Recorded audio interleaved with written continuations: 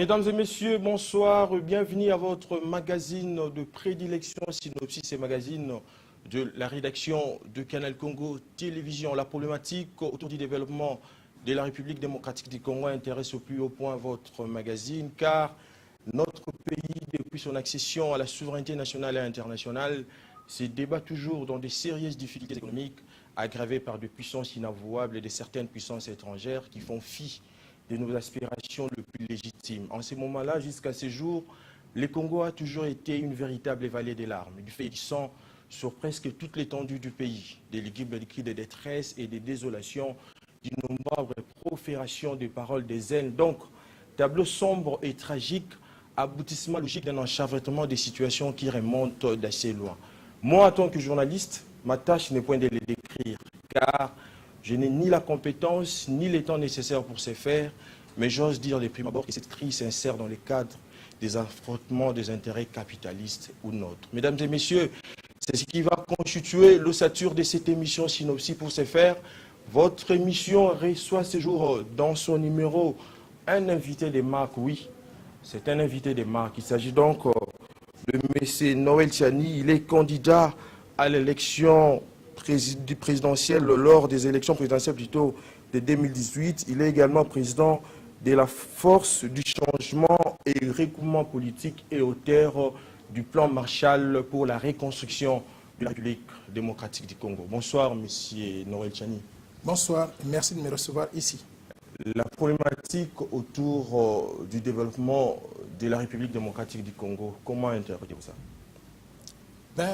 La République démocratique du Congo, depuis 1960 jusqu'à ce jour, malgré l'abondance des ressources naturelles que nous avons, nous sommes un pays très sous-développé. Un pays très sous-développé où pratiquement 85% de la population active est au chômage. La population est littéralement clochardisée. Nous n'avons pas d'infrastructure de base, pas d'accès facile à l'eau potable, à l'électricité. Nous n'avons pas l'essentiel qu'il faut pour vivre. Bref, nous sommes un pays qui manque essentiellement de tout et qui a besoin de pouvoir se reconstruire pour donner à la population l'opportunité de mieux vivre que ce que nous avons connu jusqu'à présent. Vous êtes également l'auteur d'un plan, les plans qui s'intitulent le plan Marshall pour la reconstruction de la République démocratique du Congo.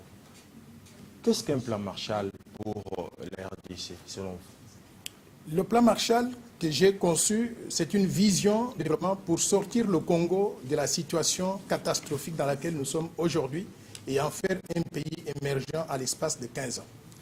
Et pour cela, j'ai fait d'abord le diagnostic de la situation pour déterminer les causes principales qui ont cloué le Congo donc au sol. Et j'ai déterminé que nous avons manqué de vision, nous avons manqué de leadership adéquat, nous avons manqué de politiques appropriées pour pouvoir mener le Congo vers le destin meilleur. Et j'ai proposé des solutions qui consistent à pouvoir reconstruire le Congo secteur par secteur, pas en faisant des réformes cosmétiques, mais en faisant des réformes structurelles importantes pour que nous sortions de la situation de misère et que nous devenions un pays émergent en 15 ans. Mais pensez-vous qu'avec ces plans Marshall que vous prônez tant et que dans les circonstances actuelles, vous ne voyez pas que ces plans Marshall est de l'utopie pour la République démocratique du Congo? Non, vous savez, ce n'est pas de l'utopie. Vous savez très bien que je suis un praticien. Et je ne parle pas simplement de vision de développement, mais j'ai pratiqué le développement sur les 5 continents, dans 85 pays différents. S'il y a une expertise, c'est ça l'expertise que j'ai. Je voudrais vous donner une idée de comparaison. Vous savez, quand on a l'équipe nationale des Léopards qui doivent jouer contre, disons, le Libéria, comme tout récemment, si nous alignons Noël Tchani au numéro 9, les Léopards seront battus. Mais si on aligne Trésor Mputu au numéro 9, nous allons gagner. Le plan du développement que je propose, le domaine du développement, c'est aussi la même chose. Si on aligne n'importe qui, nous allons perdre. Mais si on aligne un expert en développement, pour s'occuper du développement du Congo, nous allons réussir. Ce n'est pas de l'utopie, c'est ça la réalité. Mais M. Noël Tchani, ce plan Marshall dont vous prenez ne fut pas un cadeau. Vous vous souvenez, avec les États-Unis à l'Europe, d'autant plus que cela a été plutôt une rentabilité commerciale et économique de cette région. Et pour les cas de la République démocratique du Congo, pensez-vous que ce plan Marshall réussira vraiment? Je pense que le plan Marshall que je propose pour la RDC va réussir. Parce que vous parlez du plan Marshall conçu par les Américains pour l'Europe. Oui. Vous savez, après la Deuxième Guerre mondiale, l'Europe occidentale était détruite littéralement. Tous les secteurs de la vie nationale étaient paralysés. Il n'y avait plus d'infrastructures parce qu'on les avait toutes bombardées. La population était au chômage, les industries étaient détruites, la misère sociale était totale. Donc, pendant 70 ans jusqu'à aujourd'hui, les États-Unis d'Amérique ont pu mobiliser des ressources, ont pu mobiliser les hommes, ont pu mobiliser l'expertise, mais surtout ont pu mobiliser les Européens eux-mêmes. Ils se sont mis au travail et devinez quoi? L'Europe occidentale, comme la France, la Belgique, le Luxembourg, ainsi de suite, tous ces pays qui étaient détruits, sont aujourd'hui des pays viables. Donc, si nous mettons en œuvre le plan que je propose pour la reconstruction de la RDC, en 15 ans, nous serons un pays émergent et on sera un pays dans lequel les Congolais vont mieux vivre que ce qu'ils connaissent aujourd'hui. Mais il ne faut pas oublier que le problème qui se pose aujourd'hui en RDC n'est pas un problème de manque de ressources, mais plutôt un problème de l'irrationalité des affectations des ressources disponibles.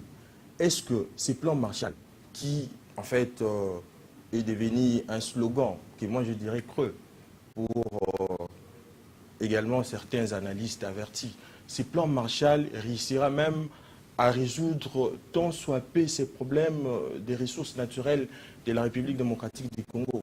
Je vais vous dire que les ressources naturelles que nous avons constituent un avantage et pas un inconvénient. Ce que nous devons faire, c'est quoi? C'est faire le contraire de ce que nous avons fait jusqu'à présent. Nous avons manqué de leadership approprié pour diriger le Congo. Aujourd'hui, nous avons un nouveau leadership et je devine qu'il est différent du leadership que nous avons connu jusqu'à présent. Deuxième chose, nous avons manqué de système de gouvernance. La gouvernance que nous avons connue jusqu'à présent a fait que nous perdions 85% des revenus des ressources naturelles qui n'allaient pas dans les caisses de l'État, qui n'allaient pas dans le budget national, mais qui allaient dans des poches de privés. Conséquence, le pays a un petit budget de 5,9 milliards de dollars au lieu d'avoir un budget qui pourrait tourner dans les environs de 72-75 milliards de dollars.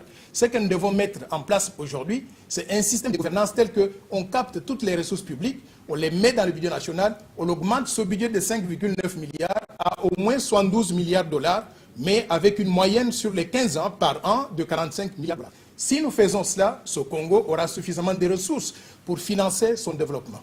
Pour vous en convaincre, je voudrais vous donner l'idée de comparaison. L'Angola, ici à côté, a un budget de 66 milliards de dollars. 66 milliards de dollars. L'Angola n'a que le pétrole et le diamant. Nous avons le pétrole, le diamant, le cobalt, le cuivre, les produits agricoles, ainsi de suite. Nous avons 1100 minerais et métaux précieux différents, d'une valeur estimée à 38 000 milliards de dollars. Donc nous sommes capables de mobiliser un budget beaucoup plus grand que le budget de l'Angola. L'Afrique du Sud a un budget de 125 milliards de dollars. Le Nigeria, 651 milliards de dollars. Donc le Congo démocratique, si nous sommes sérieux dans la lutte contre la corruption, la prédation des ressources naturelles, le détournement des fonds publics, nous allons mobiliser toutes les ressources dont nous avons besoin pour financer le développement. Et nous n'aurons même pas besoin d'emprunter un seul centime de la part de qui que ce soit. Donc nous sommes capables de mobiliser ces ressources à l'intérieur. Maintenant, avec ces ressources, qu'est-ce que nous devons faire? C'est construire les infrastructures de base, construire les routes, les autoroutes, les chemins de fer, les aéroports pour relier toutes les provinces du pays afin que nous devenions un grand marché parce qu'aujourd'hui, avec les 26 provinces que nous avons, il est impossible d'aller d'une province à l'autre. Ensuite, une fois que nous avons construit ces infrastructures de base, nous devons mettre en place un bon environnement propice au développement du secteur privé pour attirer les investissements étrangers. Les investissements ne viendraient pas dans un pays où il y a la corruption, mais dans un environnement où il y a un bon état de droit, une bonne justice, une administration publique qui fonctionne. Et ensuite, nous allons réformer le secteur financier. Vous savez, aujourd'hui, nous avons 20 banques commerciales. Aucune de ces banques n'est congolaise. Mais c'est très grave pour un pays qui veut se reconstruire. Nous devons réformer le système financier, introduire les Congolais dans les capitaux des banques, élargir ce secteur bancaire, introduire de nouveaux instruments ou bien de nouveaux mécanismes, tels que des institutions d'assurance des dépôts bancaires, introduire la bourse des valeurs mobilières, introduire le marché des capitaux. Tout cela permettra aux Congolais de pouvoir mobiliser les ressources. Monsieur Noël Tchani, vous ne voyez pas que vous avez un rôle hautement pédagogique à jouer? C'est lui d'expliquer aussi aux dirigeants cette réalité. Parce qu'il y a de ces dirigeants qui veulent qu'on puisse recourir à l'assistance financière, alors que vous militez en faveur de la mobilisation des ressources. Je vais vous dire une chose. Oui. Je suis en train de faire ce rôle pédagogique, non pas simplement pour la population congolaise, pour les dirigeants congolais, pour tout le monde. Oui. Tout celui qui a République démocratique du Congo doit changer son mental pour que nous puissions réfléchir différemment. Je ne dis pas qu'on ne doit pas faire affaire avec les organisations internationales. Ce n'est pas ce que je dis. Mais je dis qu'avant de faire affaire avec les organisations internationales, nous devons d'abord nettoyer la maison Congo pour que nous ayons à l'interne toutes les ressources que nous pouvons mobiliser à l'interne avant de pouvoir emprunter un seul centime de l'extérieur. Je suis tout à fait ouvert à l'idée de pouvoir recevoir des conseils de la part de qui que ce soit.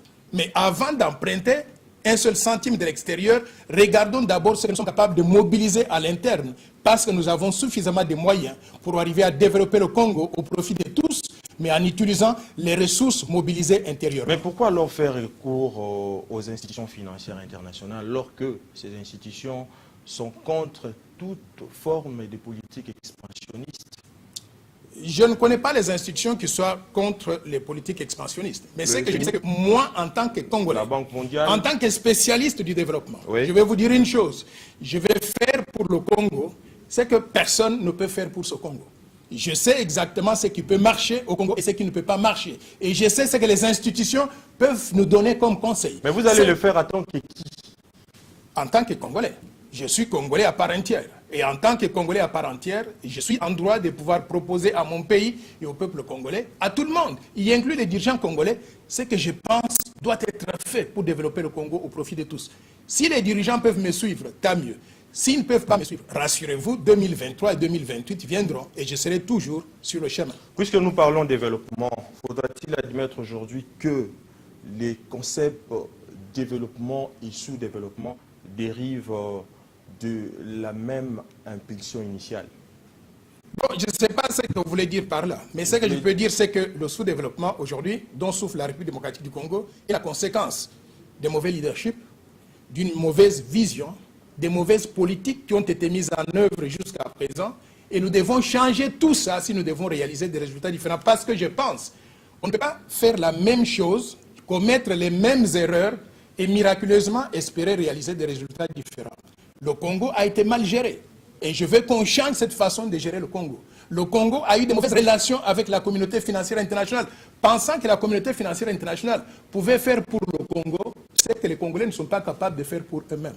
Je voudrais qu'on change cette façon de penser-là. Quand on va changer et quand on va opter pour une vision de développement, celle que je propose, le plan Marshall de Noël Tchang pour la construction et le développement de la RDC, et qu'on va mobiliser le peuple congolais à s'impliquer dans sa mise en œuvre, nous allons développer le Congo au profit de tous. Monsieur Noël Tchani, vous dites que, en fait, c'est selon vous dire hein, que le Congo a souffert de l'absence d'un homme fort qui possède un leadership à la dimension du pays. Mais maintenant, en tant que spécialiste, en fait, vous avez proposé un plan, le plan Marshall, qui milite en faveur de mobilisation des ressources. Quelle directive que l'actuel président peut faire pour d'abord mobiliser les ressources, mais aussi amener le pays à l'émergence? Je pense que le Congo a une opportunité aujourd'hui de tourner la page. De tourner la page de rébellions meurtrières, des assassinats, des fausses communes, de l'insécurité généralisée, de la prédation des ressources naturelles, du détournement de fonds publics, de la corruption, pour se mettre sur la voie de développement économique et social durable. Nous avons un nouveau leadership, il faut donner la chance à ce nouveau président, à ce nouveau leadership, de montrer de quoi il est capable. S'il arrive à mobiliser tous les Congolais et à les mettre au travail, et surtout à créer un environnement de paix et de sécurité sur l'ensemble du territoire national, à adopter des bonnes politiques, des politiques libérales, mais également avec une dose raisonnable de l'interventionnisme étatique pour qu'on puisse réguler, pour que là où le secteur privé ne peut pas agir, que l'État puisse s'impliquer, créer les conditions pour que plus tard, éventuellement, qu'on laisse la place au secteur privé. S'il fait ces choses-là, moi je suis sûr que le Congo a une chance aujourd'hui de se mettre au travail. Mais pour cela, il a besoin d'avoir les mains libres. Non pas simplement se lier donc des mains avec des soi-disant accords. Et avec des soi-disant accords avec des gens qui n'ont pas réussi à gérer ce Congo au profit de tous, qui ont détruit le Congo, qui ont cloué le Congo au sol. Il faut qu'il ait les mains libres pour former le gouvernement, qu'il choisisse un premier ministre propre, intègre, avec une vision qui est compatible donc à la sienne, qu'il arrive à mettre en place un gouvernement réunissant des gens, des technocrates de haut niveau, pas simplement des politiciens qui sont là pour leurs intérêts personnels. S'il arrive à faire ces choses-là et à faire comprendre à ses copains du Front commun pour le Congo qu'il faut qu'il ait la liberté donc d'action, Je pense que nous avons l'opportunité aujourd'hui de mettre le Congo au travail. Monsieur Noël Tchani, au centre du problème du développement, aujourd'hui, on trouve l'homme, hein, je le sais quand même. Mais est-ce que notre passé philosophique colonial ou précolonial nous prédispose-t-il aujourd'hui en nous affirmant de personnalités fortes, fières et dynamiques? Est-ce que le Congo, notre pays aujourd'hui, peut-il sauvegarder ses personnalités, quel qu'en soit, en adoptant en bloc ces acquis de la science et de la technique et ce que vous prenez tant? Moi, je pense qu'il est possible aujourd'hui de trouver parmi les Congolais, vous savez combien nous sommes d'ailleurs, parce que beaucoup de Congolais ne savent même pas combien nous sommes en République démocratique du Congo. Oui. 92 700 000 personnes. 92 millions. Nous sommes pratiquement 100 millions de personnes. C'est les statistiques officielles. C'est les statistiques officielles. Oui. Aujourd'hui, je peux vous dire que nous sommes la 4e grande puissance africaine en termes de population, après le Nigeria, l'Égypte et aussi l'Éthiopie. Si nous cherchons dans les 92 700 000 personnes que nous sommes, nous allons trouver des Congolais qualifiés dans tous les secteurs. Et moi, j'en connais. J'ai fait le tour du monde. J'ai parcouru pratiquement les 5 continents. Et partout où je suis passé, j'ai rencontré des Congolais dans des secteurs tels que la science, l'éducation, les infrastructures, la technologie, ainsi de suite. Le chef de l'État a le devoir de pouvoir rechercher ces Congolais-là, constituer la meilleure équipe possible, les mettre au travail et les laisser travailler pour développer la RDC. S'il le fait, et il les laisse libres de travailler, je pense que nous serons sur la voie du développement économique et social durable. Mais vous avez parlé au cours de votre intervention sur la corruption qui mine la société congolaise actuellement, la corruption, la malgouvernance, toutes ces histoires-là. Je pense que tout cela n'augure pas de perspectives intéressantes quant à la bonne marche du pays. Mais maintenant, étant donné qu'aujourd'hui, les pays où les dirigeants sont corrompus, faudra-t-il éprimer quel type de changement pour la RDC? Un changement de conformation ou de configuration tout simple? Je suis très content que vous posiez cette question-là. Oui. La corruption, c'est le fléau numéro 1 dont souffre ce pays. Oui. C'est pour cela que j'avais salué la décision du chef de l'État de retarder l'installation du Sénat jusqu'à ce que l'enquête sur les allégations de corruption au sein du Sénat... Est-ce que vous croyez que c'est là la solution pour remédier à une telle situation? J'avais salué cette position-là, oui. Et j'étais désolé de pouvoir entendre qu'il a fait un pas en arrière. Mais j'ai compris les raisons pour lesquelles il fallait respecter certains délais constitutionnels pour l'installation de certaines institutions. Mais j'espère que le rapport définitif d'enquête qui est en train d'être rédigé par le procureur général près de la Cour de la Cassation, j'espère que ce rapport-là, lorsqu'il est publié, il sera publié pour que tout le monde en prenne connaissance. Et que ce rapport, j'espère, ces recommandations seront mises en œuvre. S'il est déterminé qu'il y a des sénateurs qui sont corrompus ou bien qui ont été des corrupteurs, il faudra pouvoir les sortir donc du Sénat. Et je voudrais aussi que nous soyons très pragmatiques en ce qui concerne la lutte contre la corruption. Oui. Je veux que notre gouvernement adopte une politique telle que qu'on ait par exemple un numéro de téléphone que chaque citoyen congolais peut appeler pour dénoncer les corrompus ou les corrupteurs quand on connaît des cas. Quand il y a des allégations de ce genre-là, il faudrait que le procureur général près de la Cour de cassation ou l'organe au niveau donc de la justice puisse investiguer ces allégations-là. Et si on trouve que la personne est corrompue, qu'on amène cette personne au tribunal, qu'on juge la personne publiquement, qu'on la condamne, qu'on la mette donc en prison pendant 5, 10, 20 ou 30 ans, mais une fois que vous sortez de la prison, parce que vous avez été corrompu, ou bien vous avez été accusé de corruption, parce que vous avez été corrompu, quand vous sortez donc de la prison, vous ne pouvez plus occuper un poste de l'administration publique, vous ne pouvez plus postuler pour un mandat électif, vous ne pouvez plus jamais soumissionner pour les marchés publics avec l'État. Est-ce que c'est réaliste? C'est réaliste. Le Nigeria l'a fait. Et vous savez quoi? Parce que le Nigeria l'a fait, et chaque année, le Nigeria a mobilisé à peu près 12 milliards de dollars de la lutte contre la corruption. Le Congo démocratique est capable de faire. Mais quand on va le faire avec une personne, une deuxième et une troisième, la lutte contre la corruption sera terminée. Pourquoi? Parce que tout le monde sera mis au garde-faux. Mais M. Noël Tchani, d'autre part, vous prenez, en fait, tous les tours, je l'évoque notamment concernant votre intervention. Vous avez parlé de la mobilisation des ressources. En même temps, vous faites allusion aussi aux institutions financières. Analysons un peu ces institutions. Est-ce que l'assistance financière est-elle indispensable aujourd'hui pour le développement de la RDC? Je vais vous dire une chose, c'est que quand j'ai proposé le plan Marshall, Oui. j'ai estimé le niveau de ressources nécessaires pour mettre en œuvre ce plan pendant 15 ans à 800 milliards de dollars. Oui. Et j'ai dit que 680 milliards de dollars proviendraient de la lutte contre la corruption, donc des ressources intérieures. Et que les investissements directs des étrangers nous donneraient environ 75 milliards de dollars sur 15 ans et que le reste, 45 milliards de dollars, proviendrait des institutions financières internationales. En réalité, nous pouvons vivre sans l'assistance de ces institutions-là.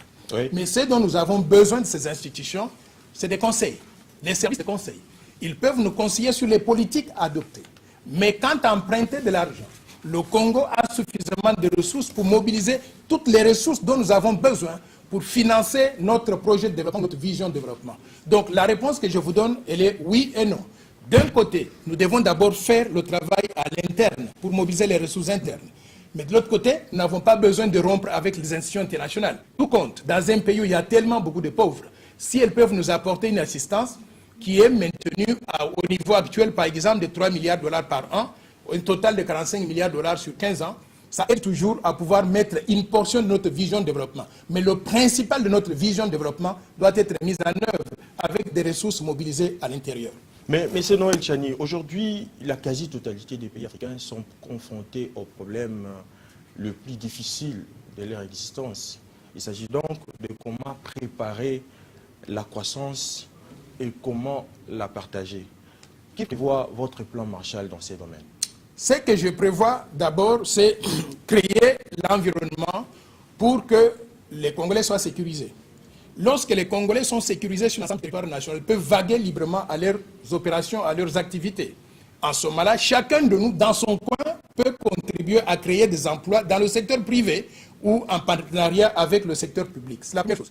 Mais la deuxième chose aussi, il faut créer des infrastructures de base.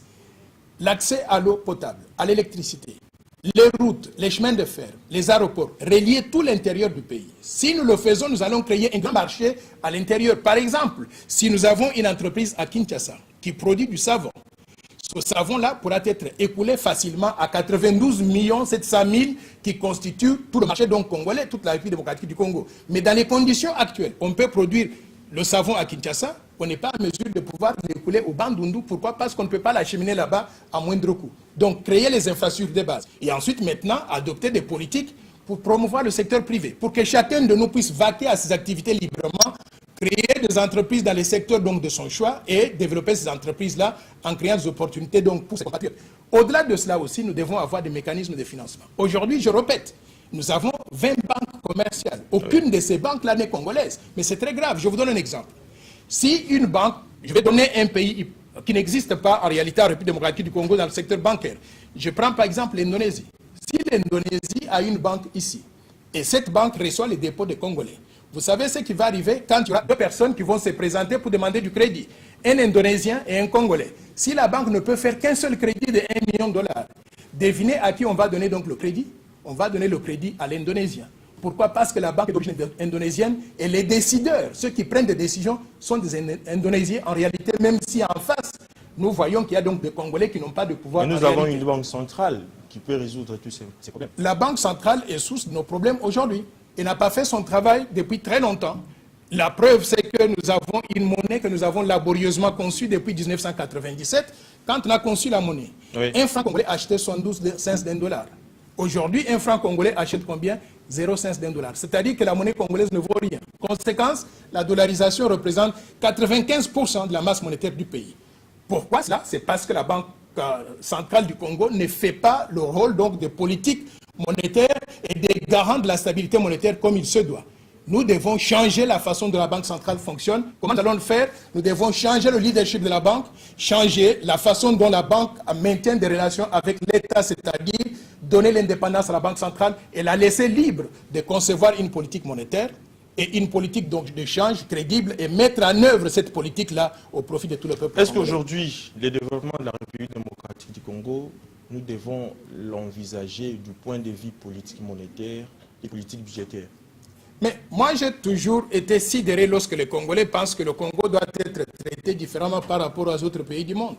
Si l'Allemagne a pu prendre conscience qu'ils avaient, après la Deuxième Guerre mondiale, l'inflation dans les 1000%, ils ont pris conscience en créant en 1957 la Bundesbank et en donnant à la Bundesbank la liberté de gérer la monnaie allemande.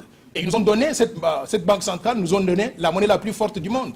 La Banque centrale du Congo peut faire la même chose. Il faut que les Congolais prennent conscience que nous devons changer. Les politiques que nous avons suivies dans le passé ont abouti à la dollarisation et ont abouti à ce que le franc congolais ne vaille rien aujourd'hui. Si nous changeons cette façon de faire les choses, nous donnons l'indépendance à la banque et nous mettons à la Banque centrale un leadership de qualité, ils vont nous donner une politique monétaire crédible et par conséquent, on aurait une monnaie nationale crédible, conformément à la Constitution de la République démocratique du Congo qui dit que le franc congolais doit être la seule monnaie utilisable sur l'étendue du territoire national. Mais vous ne voyez pas qu'aujourd'hui, le manque de l'orthodoxie dans la gestion financière de l'État a fait que le rôle de la monnaie en tant qu'instrument de paiement ne soit pas défendu convenablement? Oui, vous avez raison, mais vous savez d'où ça vient? Manque de vision au niveau national.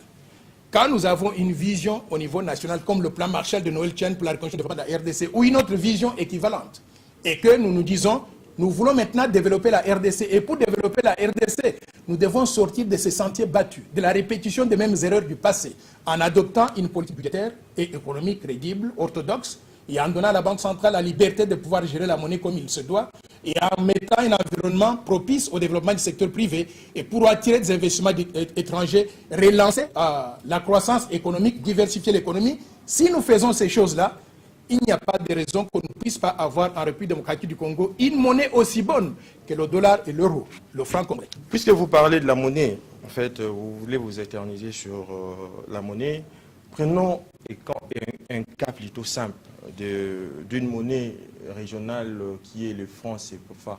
Ces monnaies répondent à une certaine spécificité de chaque nation membre et obéissent à une gestion paritatique beaucoup plus rigoureuse. Mais pourquoi pas la nôtre, c'est-à-dire les francs congolais? Ça, c'est la première question. Deuxièmement, qu'est-ce qu'il faut faire pour faire remonter notre monnaie, que ça puisse être respectable partout? Oui, je vais commencer par le franc CFA. Oui. Le franc CFA, c'est une monnaie régionale. Il y a le franc CFA en Afrique centrale, mais également le franc CFA en Afrique de l'Ouest. Les deux monnaies franc CFA sont liées au compte d'opération au Trésor français. Ça veut dire qu'en réalité, on a ôté aux pays africains la liberté de pouvoir imprimer la monnaie comme ils veulent. En ôtant cette liberté-là, on a transféré la conception et la mise en œuvre de la politique monétaire vers le Trésor français. En tout cas, les pays africains n'ont pas ces mains libres-là pour faire ce qu'ils veulent. En réalité, en d'autres termes, qu'est-ce que cela veut dire? Ça veut dire qu'on a donné l'indépendance à la Banque centrale des États de l'Afrique centrale, mais également des États de l'Afrique de l'Ouest. Oui. Nous pouvons réaliser le même objectif, pas en adhérant au franc CFA, parce que j'estime qu'en adhérant au franc CFA, on perd aussi les leviers économiques qu'on peut utiliser pour pouvoir, en ajustant la liquidité donc dans l'économie, on perd ce levier-là. Pourquoi? Parce qu'on n'a plus donc la liberté de faire ce qu'on veut avec la politique monétaire.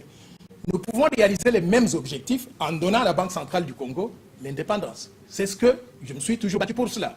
J'ai publié un livre qui s'intitule « La bataille pour une monnaie nationale crédible » ou aussi un livre en anglais qui s'intitule « Building Credible Central Banks ». En d'autres termes, comment bâtir la crédibilité des banques centrales. Oui. C'est que je suis en train donc d'évoquer dans ces livres-là, c'est qu'on donne la liberté à la Banque centrale, l'indépendance à la Banque centrale, qu'on y mette des gens responsables, des gens compétents et qu'on les laisse gérer la monnaie au profit de tous, conformément aux dispositions de la Constitution. Déjà aujourd'hui, vous savez, notre Banque centrale est en violation flagrante de la Constitution de la RDC. La Constitution donc dit quoi en son article 170? Le franc congolais est la seule monnaie utilisable sur l'étendue du territoire national. Mais mon frère, est-ce que le franc congolais est la seule monnaie que nous avons ici? Nous avons tout, sauf le franc congolais, c'est le contraire. Parce que nous avons toutes les monnaies du monde qui circulent librement ici, mais le franc congolais ne représente plus que 5% de la masse monétaire du pays. Nous violons notre constitution au vu aussi de tout le monde. Changeons la Banque centrale, changeons le leadership de la Banque centrale et donnons à cette banque l'indépendance et la latitude de concevoir une politique monétaire crédible. Cela va aboutir à avoir une monnaie nationale crédible, dont le franc congolais, qui serait comparable au dollar et à l'euro. Monsieur Noël Tchani, nous sommes arrivés pratiquement à la fin de cette émission. Déjà, j'aimerais que vous puissiez placer votre mot de la fin. Je voudrais dire au peuple congolais qu'il ne faut pas perdre l'espoir. Aujourd'hui, nous avons l'opportunité de recommencer à zéro, de tourner la page. le nouveau leadership, même s'il y a des imperfections, ce nouveau leadership nous permet de recommencer donc à zéro.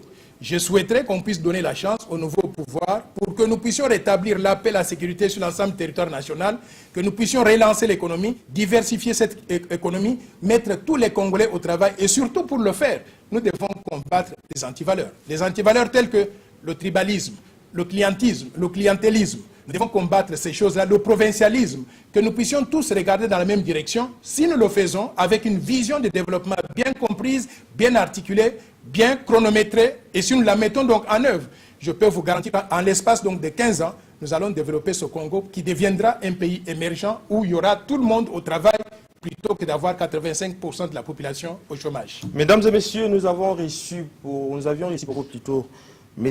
Noël Tchani. Il est candidat à l'élection présidentielle de 2018, président de la Force du Changement et Regroupement politique, et puis auteur du plan Marshall pour la reconstruction de la République démocratique du Congo. Avec lui, nous avions parlé de la problématique autour du développement de la République démocratique du Congo. Merci de l'avoir suivi et bonne suite des programmes sur Canal Congo Télévision, la télé thématique.